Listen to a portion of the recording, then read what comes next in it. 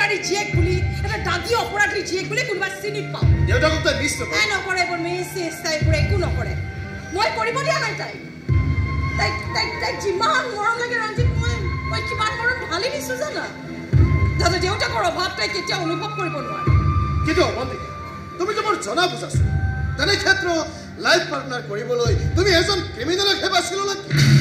নিশ্চয় তোমালোকৰতো প্ৰেম বিবাহে হৈছিল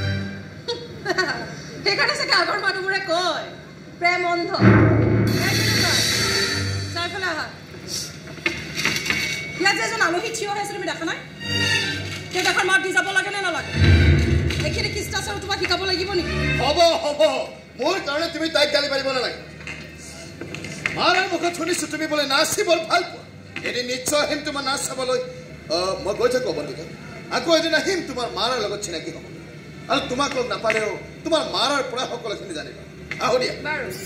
মা জানি থাকা দেই